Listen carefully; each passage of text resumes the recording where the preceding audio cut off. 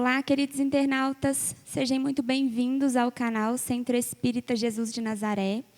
Hoje nós estudaremos o Evangelho segundo o Espiritismo, no capítulo 10.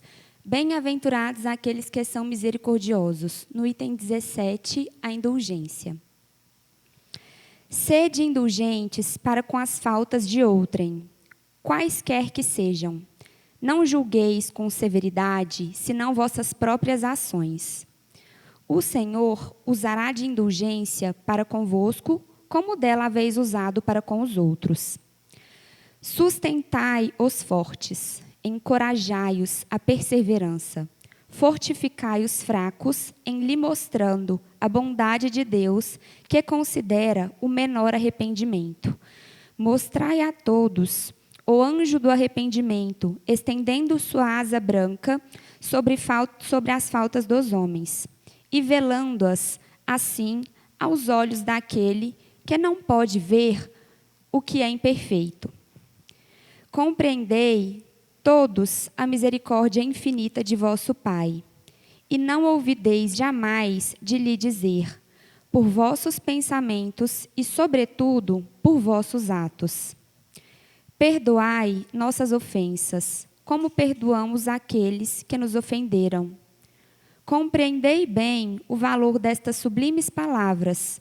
Não só sua letra é admirável, mas também o compromisso que ela encerra.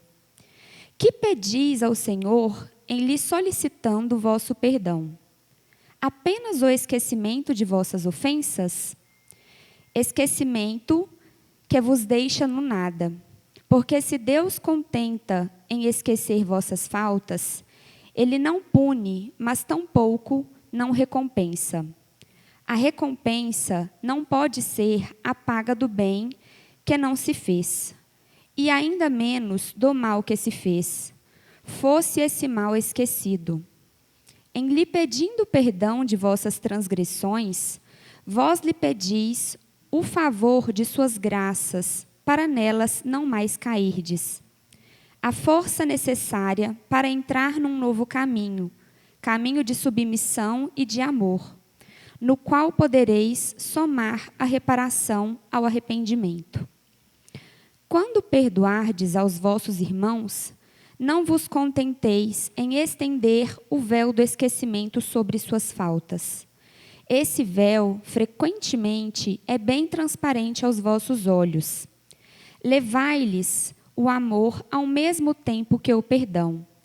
Fazei por eles o que pediríeis ao vosso Pai Celeste fazer por vós. Substitui a cólera que conspurca pelo amor que purifica.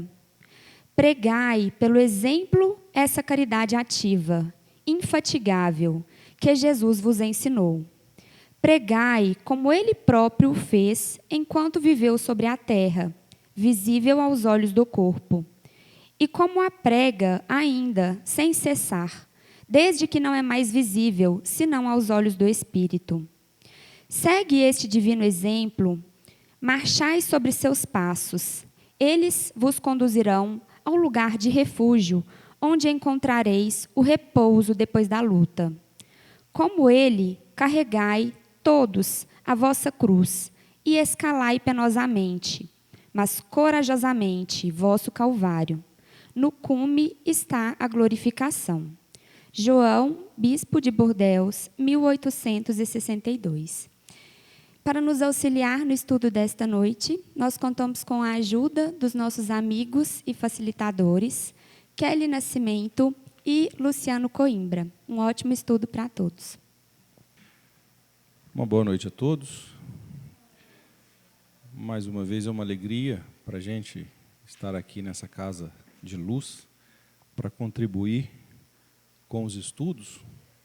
Como dito, hoje nós estudaremos o Evangelho segundo o Espiritismo. Aproveito também para saudar os nossos amigos internautas e agradecer a companhia na mesa, a Kelly. Pessoal, o estudo de hoje é um estudo muito importante, porque, através desse ensinamento, nós podemos dar um salto considerável na nossa evolução. Isso porque a indulgência, ela é acima do ato de perdoar. A indulgência é a predisposição que a pessoa tem em nem se ofender. E se isso acontece, não existe nem a necessidade do perdão, uma vez que ela não foi ofendida. Eu vejo como um exemplo muito claro e muito simples, uma forma de mostrar o que é uma pessoa indulgente, é quando, por exemplo, nós estamos diante de uma criança e essa criança faz, por exemplo, um gesto pensando em nos ofender, né? Por exemplo, ela põe a língua para fora para a gente. Na cabecinha dela, ela pensa assim, ó, eu vou matar aquela pessoa de raiva, eu vou ofender aquela pessoa. Só que como nós sabemos que a criança está brincando, que às vezes ela não sabe o que faz, a gente nem liga. E deveria ser assim a nossa conduta quando algum outro irmão faz alguma coisa que nos ofende. A gente sabe que, no fundo, ele não queria aquilo. Talvez o que ele fez foi fruto da sua imaturidade como a criança. O problema é que a gente não consegue tratá-lo da mesma forma que a gente trata a criança. E não é uma tarefa realmente fácil, porque quando uma pessoa de maior idade nos ofende, machuca muito por dentro. E para a gente conseguir chegar no ponto do perdão, são muitos estágios que a gente tem que passar. Existem alguns sábios que falam que o perdão é dividido em três etapas. A primeira parte do perdão é você conseguir olhar para a pessoa e não sentir nenhum sentimento ou pensamento ruim. É a primeira parte. A segunda etapa é você conseguir tirar aquilo de dentro de você. É esquecer completamente. E é um esquecer que ele deve ser para sempre. A gente não deve ficar lembrando, remoendo, usando como exemplo. É mais ou menos assim. Imagine uma briga de casal. Que um descobre alguma coisa que o outro fez. Aí tem uma briga mais séria, talvez eles até chegam a se separar, mas daí um tempo eles se acertam e voltam a conviver. A pessoa que errou pede perdão e a pessoa ofendida perdoa. Mas sempre que acontece alguma coisinha, por menor que seja lá na frente, a pessoa ofendida fala, mas você já fez isso. Isso não é um perdão. Isso é simplesmente estacionar aquela mágoa num canto mais escuro para a gente ir buscar toda vez que for necessário para a gente tirar alguma vantagem em cima de um erro que a gente cometeu, equiparando essa falha à falha do outro no momento passado. Então, essa segunda etapa do perdão, ela deve realmente remover de dentro da gente, tanto do coração quanto do pensamento, qualquer vestígio, qualquer marquinha que essa mágoa pode ter deixado. E a última etapa, que talvez seja a mais difícil, é conviver com aquela pessoa desejando o bem dela. É sentindo o amor que a gente precisa sentir por qualquer pessoa, para aquela pessoa que um dia te machucou. Se essas três etapas forem cumpridas, segundo os sábios, o perdão foi concluído com sucesso. O problema é que a gente às vezes agarra no meio do caminho, né? Em alguma dessas etapas aí. Tipo, a gente até suporta a pessoa, mas se ela chegar muito perto de mim, eu já vou dando distância. Em alguns casos, quando as pessoas não são tão próximas como a do exemplo do casal, mas que são, por exemplo, primos, vizinhos, que a gente não precisa usar aquilo com a própria pessoa, a gente acaba comentando com as outras. Fulano me magoou demais, fez isso, isso e isso. Mas quando que foi isso? Deve ter uns 5, 10 anos. A gente esquece que aquela mágoa, aquele peso que a gente tem, é um veneno para a gente. A pessoa que fez, o que causou esse dano, às vezes ela nem lembra disso mais. No entanto, a gente ainda sofre com aquele veneno que nós deixamos, aquele sentimento da época que aconteceu, se instalar na gente. Essa é uma complicação muito grande que a gente tem e que a gente precisa vencer para a gente conseguir caminhar na nossa evolução. O perdão não é fácil. Por isso é que Jesus disse tantas e tantas vezes, ele usou diversas formas de falar, diversas parábolas, para mostrar que a gente deve procurar o perdão das pessoas. Outro lado de enxergar esse sentimento que a gente carrega é quando a gente é o causador da mágoa. É só a gente fazer uma análise olhando por esse ponto que a gente vai perceber que pouquíssimas vezes a gente faz alguma coisa com a intenção de ferir, de magoar, de deixar a pessoa com raiva. Por mais que a gente esteja num momento assim, onde os nervos estão mais agitados, a gente procura defesa. Essa defesa é que pode fazer com que a gente busque formas de agredir a outra pessoa, falando, às vezes, de defeitos como que eu posso dizer, na formação ética da pessoa, falando de alguns pontos que a pessoa possa ter, que seja considerado por alguns um defeito mesmo, né? Porque eu não estou encontrando outra palavra, Kelly, se você me encontrar, me ajuda. Mas é tipo assim, mas você é caolho, você manca, você, enfim, alguma característica física que a pessoa tenha que possa ser usado como uma denominação negativa. A gente vê muito isso, por exemplo, no trânsito, onde a pessoa nem conhece a outra, né? Tomou uma fechada e já olha para a pessoa, já procura alguma coisa negativa para poder falar. Eu, desde os meus 15 anos, eu tenho os meus cabelos mais ou menos meio a meio, né? Eu não tenho lembrança de ter meu cabelo escuro. Eu já ouvi muito. E eu aprendi a contornar essa situação encarando os fatos da seguinte forma. Se alguém virar para mim e falar assim, ô cabeça branca, se eu tiver um espelhinho só para dar uma olhada, eu vou olhar. Se eu não tiver, eu vou lembrar. Realmente eu tenho a cabeça branca.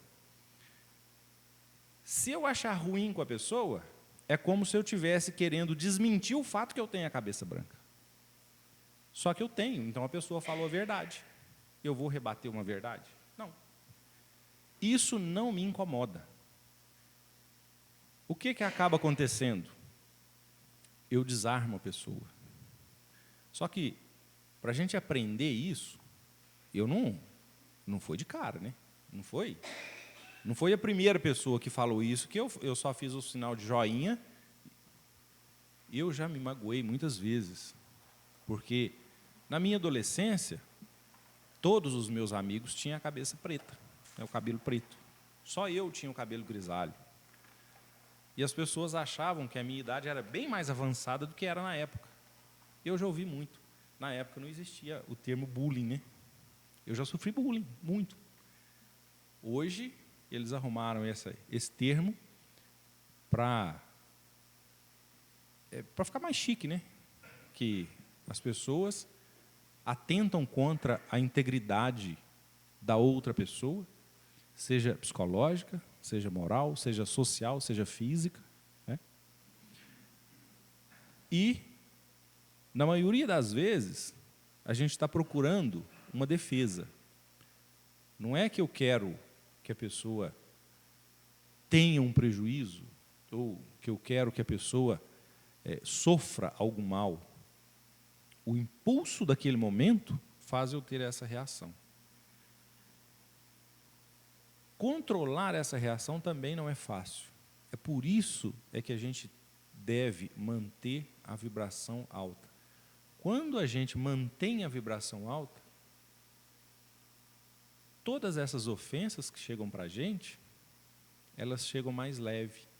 A gente consegue entender que quem está tentando fazer isso com a gente é uma pessoa que está passando por dificuldade, está num dia ruim, ou, em alguns casos, a vibração dela está tão baixa que ela está sendo influenciada. Manter a vibração alta é muito importante para que a gente consiga sair dessas situações. Voltando lá no perdão, quando a gente fala em indulgência, né, que estejamos prontos para ouvir, para receber qualquer tipo de ofensa que venha de qualquer outro irmão, e que usemos essa oportunidade para mostrar que ele não vai ganhar nada, que ele não vai chegar a lugar nenhum, que não vai resolver o que foi que aconteceu, que levou ele a fazer aquilo. Fácil? Não. Mas com um pouquinho de esforço a gente consegue. É mais ou menos como acordar cedo todo dia. A gente tem dificuldade. Hoje está frio, que vontade de ficar na cama, mas a gente tem que acordar. O dia começou e a gente tem os compromissos e a gente tem que ir. Com um pouquinho de esforço, a gente vai. Chega uma hora que fica automático. É igual colocar o despertador, né?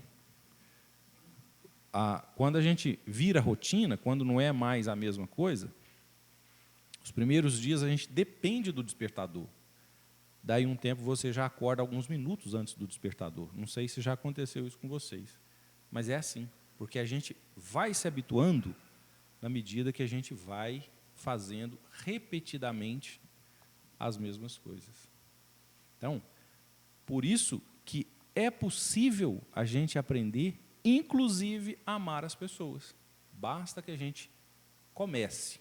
Se a gente começar, por mais difícil que seja, por mais barreira que a gente encontre, a gente consegue. E o nosso objetivo é esse. É isso que é. Uma boa noite a todos. Boa noite aos internautas também.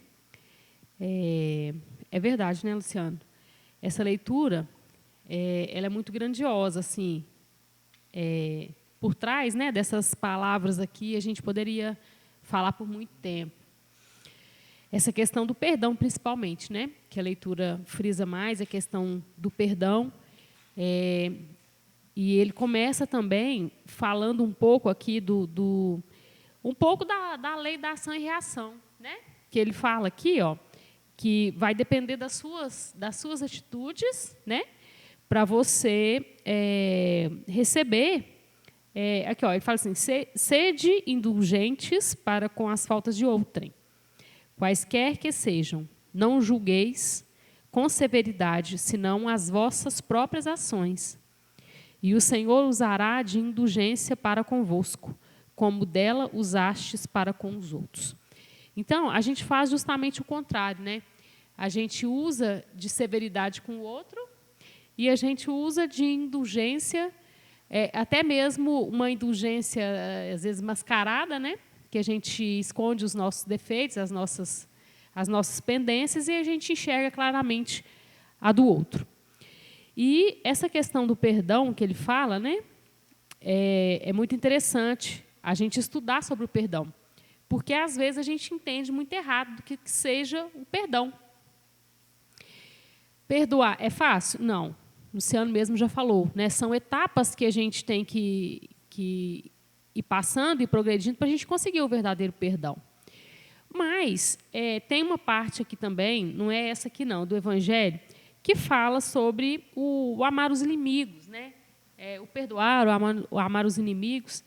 E a doutrina espírita ela é tão consoladora que ela explica para a gente o seguinte: nós temos que ser realistas também e saber que a gente ainda não consegue inteiramente, vamos falar assim, né? A gente ainda não consegue perdoar de coração. E esse esquecimento também, né, Luciano? Ele fala até que um pedaço aqui do esquecimento, que o esquecimento, às vezes, ele nem é benéfico, porque se você já absorveu aquilo como uma ofensa, porque o ofendido ele absorve a ofensa, né? Não tem como você esquecer, porque está dentro de você. Mas o bacana é quando você lembrar daquilo, o sentimento não vai ser o mesmo. É aí que a gente vai descobrir quando a gente começar a perdoar de verdade. O sentimento começa por aí, né? Porque, vamos supor, o fato aconteceu há 10 anos atrás. Tá. E quando acontece, né, da gente ficar com essa mágoa, não conseguir perdoar, praticamente todos os dias a gente lembra disso. E acaba virando um martírio mesmo para a gente, né? É uma carga muito pesada que a gente tem que carregar todos os dias. A gente lembra todos os dias, a gente está ligado. Enquanto você está magoado, você está sentido, você está ligado com essa pessoa, você está ligado com esse sentimento. E a partir do momento que você lembra, mas você percebe que esse sentimento está passando, que ele já não está tão forte mais, é sinal de melhora. Perdoou? Não, ainda não, mas está melhorando. O sentimento está modificando. A algema que a gente cria com a outra pessoa, ela está se desfazendo. Então, tem uma parte no Evangelho, não vou saber falar exatamente aonde, né? Tem gente que decora o Evangelho inteiro e eu sou meio... Eu não sei onde está nada, eu sei que está. Que fala o seguinte: nós não vamos conseguir amar de verdade aquela pessoa que a gente colocou, vamos colocar assim, como um inimigo, por exemplo. Mas só da gente já não desejar o mal para essa pessoa, é o que o Luciano acabou de falar, já é também um progresso. Então, às vezes, a gente desanima no meio do caminho, porque a gente fala assim, não vou dar conta. Não, mas já começou, já deu o primeiro passo, né? Então, nós temos que ser pacientes com a gente também. Nós estamos no mundo de provas e expiações. Então, nós estamos, vamos falar assim, nós estamos engatinhando ainda. Nós ainda temos muito a viver, muito a aprender. Então, o que a gente tem que pensar? Espera aí, hoje eu ainda não consigo, mas quem sabe amanhã? Quem sabe daqui um mês? Quem sabe daqui um ano? E eu vou trabalhando isso na minha cabeça. Mas eu tenho que entender e aceitar a minha posição. E ser realista. Hoje eu ainda não consigo. Porque o fingir que perdoou também vai ficar um negócio meio falso. Perdoou só para sair de bonzinho da história. Não, eu perdoo. Não, analisa seus sentimentos. Nós não precisamos ter medo deles. A todo momento a gente está sentindo. A gente sente ódio, a gente sente amor, a gente sente raiva, a gente sente mágoa. E vira uma misturada danada, né, lá dentro, né? E nós não precisamos ter medo deles, não. Só começar a pontuar, né? Só começar a direcionar, a pontuar. E observar aquela parte que é mais pendente. Sem julgamento conosco mesmo. É assim que a gente faz conosco para a gente conseguir fazer com o outro também. Em primeiro lugar, eu não vou nem me julgar. Eu vou me aceitar da maneira que eu estou hoje aqui, nesse momento. Com todas as minhas dificuldades, todas as minhas pendências, tudo que eu ainda preciso de aprender, mas eu sei que eu estou no processo evolutivo, senão não estaria aqui. Se algum de nós aqui fosse perfeito, não estaria aqui no meio de nós.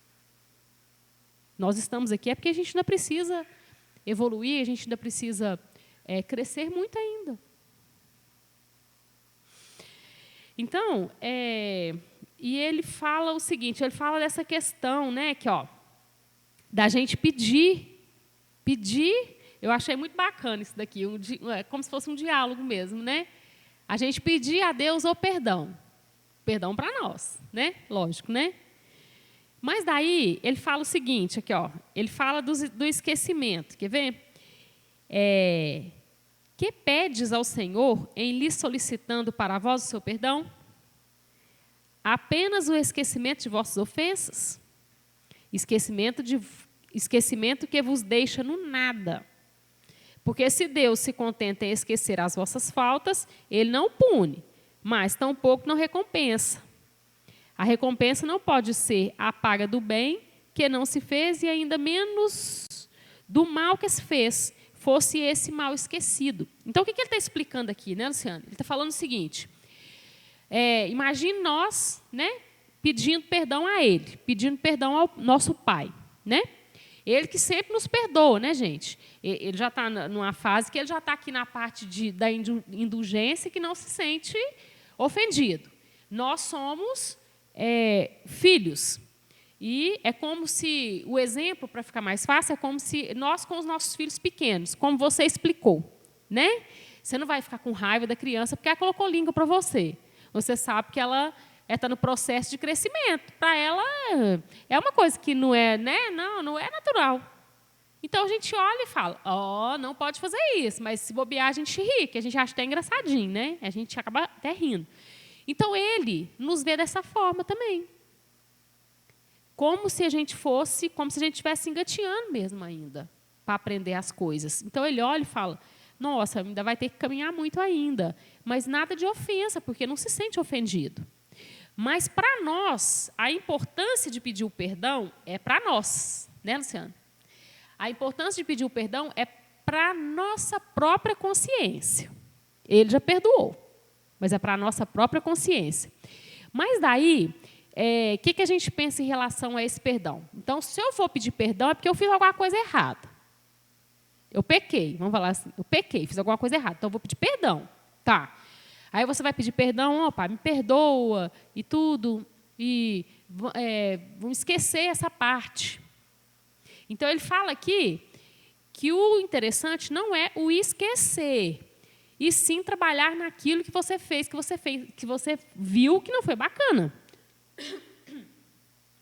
Se esqueceu, cadê o mérito? Aí, depois, dali a pouco, você vai fazer de novo. Se só esqueceu, não trabalhou naquilo? É isso que ele está falando aqui. O importante não é a gente esquecer. É a gente trabalhar naquilo que a nossa consciência nos cobra. Quando a gente coloca a cabecinha no travesseiro, à noite, a gente sabe direitinho o que a gente fez que não foi bacana. Né? E o nosso Pai também. Mas Ele sempre nos perdoa. Mas nós precisamos de pedir esse perdão para nos sentir perdoados. Essa questão, o Pai, você me perdoa? Eu perdoo. A gente precisa disso. Mas por trás disso tem que ter tem que ter um novo caminho. Ele fala aqui, em lhe pedindo perdão de vossas transgressões, quer dizer, você errou, né? Transgrediu a lei divina. Vós lhe pedis o favor de suas graças para que nelas não mais cairdes. O importante é não fazer novamente. Você já sabe que não está certo. Você já sabe que não foi bacana, já experimentou. Então, a partir daí, o que eu tenho que fazer? Para não acontecer novamente. É aí que a gente acaba deixando. Eu me arrependi, mas não é só arrepender. Não, mas eu vou perdoar. Mas será que como é que é esse perdão? Não é? E até a questão também de ser ofendido ou não, né? Mas vamos acabar aqui. Caídes, a força necessária para entrar num novo caminho de submissão e de amor, no qual podereis somar a reparação ao arrependimento. Então, o arrependimento faz parte, o perdão faz parte, e tem uma coisinha também que é interessante a gente falar, é o seguinte, se ele não tem aquilo que a gente faz de errado como se fosse uma ofensa para ele, Deus que eu estou falando, né, gente? Então, nós deveríamos também começar a agir dessa forma. Mas é muito difícil. Nós aqui, simples mortais. Não é fácil, não. Mas a gente pode fazer um trabalho mental em relação a essas ofensas. Porque, como o Luciano falou, às vezes a outra pessoa não está nem sabendo que ofendeu, que falou, você vai falar, não, mas eu falei isso. Né? Às vezes a gente fala os negócios assim, da boca para fora, e a gente fala, o outro fala, e a gente não pensa. E daí o outro se ofende. Aí a gente vai pensar o seguinte, qual foi a ofensa? X. Tem alguma coisa a ver comigo? Foi o que você falou do cabelo. Esse cabelo é branco, ponto final, é mesmo, é verdade. Fazer o quê? Então, o outro veio e te ofendeu. Ofendeu por quê? Um desaforo, falou isso, falou aquilo, e me ofendeu, e me agrediu verbalmente e tal. Por que você ficou tão ofendido? Porque nós também, nós somos espelho do outro, gente. A gente reflete o outro. Né? Aí a gente pensa assim, por que será que eu fiquei tão irritado? Por que será que eu fiquei tão irado com aquilo que aconteceu? Será que tem alguma coisa realmente que faz parte de mim? Aquilo que foi dito, aquilo que foi feito? Será? Então, analisemos isso. Se não, beleza, a ofensa não era para mim. De repente, era para outra pessoa e eu entrei na hora errada, no momento errado e recebi aquela ofensa. Às vezes, nem era para mim. Isso acontece muito. Né? Marido brigou lá no... brigou, não. Marido, por exemplo, teve uma frustração no trabalho e aconteceu muitas coisas e tal, e lá ele não pôde colocar para fora. Porque se for xingar o patrão, ele vai ser despedido. Aí, na hora que ele chega em casa, a primeira pessoa que ele vai encontrar, o que ele vai fazer? Vai levar ferro. Mas era para aquela pessoa? Era para a esposa? Era para os filhos? Não, não era não, mas ele já estava com a cabeça cheia. Já chegou em casa com a cabeça cheia. Então, qualquer coisa que aconteceu ali, né, já vai desmoronar. Então, a ofensa era para algum deles? Não, não era. Mas, se for, é a gente colocar a cabeça no lugar e pensar, será que faz sentido? Mas tem algumas coisas ali que faz. E, na maioria das vezes, tem alguma coisinha que faz mesmo. E aí é hora da gente mudar isso. É benéfico, gente. Sabe por quê? Nós somos acostumados, assim, a gente gosta de ser bajulado. Bajulado, essa é a palavra certa. Cheio de elogios, né? Você é isso, você é muito bacana, você é bondoso, você é isso, é aquilo. Mas a gente precisa disso também, não é que a gente não possa. Mas nós aprendemos muito mais com aquele que senta e fala assim, ó, aquilo que você fez assim, assim, assim, acho que não foi bacana, não. Mas aí quem pode falar isso? Um amigo? Geralmente o amigo tem medo, né? Se eu for chegar e falar assim na tora, a amizade pode ser destruída, pode se acabar ali, porque a pessoa pode não entender. Então, o que a gente faz? Se é um amigo, então eu acabo que só elogio. E eu passo por cima dos defeitos porque eu gosto da pessoa, é amigo. Só que isso atrapalha a gente. A gente precisa de escutar, a gente precisa de absorver, escutar as críticas também, para a gente começar a fazer uma análise nossa. Não é só elogios. Pelo contrário, se a gente não souber receber os elogios, ele até nos atrapalha, porque ele vai enchendo o nosso ego. Nossa, né, você é uma pessoa muito boa, você é isso, você é aquilo, você é muito inteligente. E a gente vai se exaltando, vai aumentando o nosso ego. Então, às vezes, o elogio, para quem não sabe escutar, e para quem não sabe receber, ele pode ser ruim. Pode exaltar mais o ego daquela pessoa ali, né? É verdade, Kelly.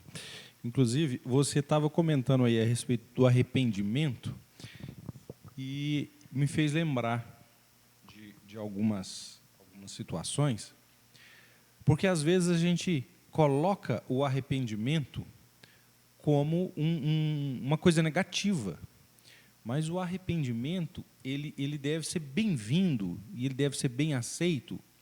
Por quê? Porque o arrependimento é o sinal que você percebeu que fez alguma coisa que não foi muito legal. Porque imagine só, numa situação onde aconteça alguma desavença e todas as duas partes, né, estão certas que fizeram certo.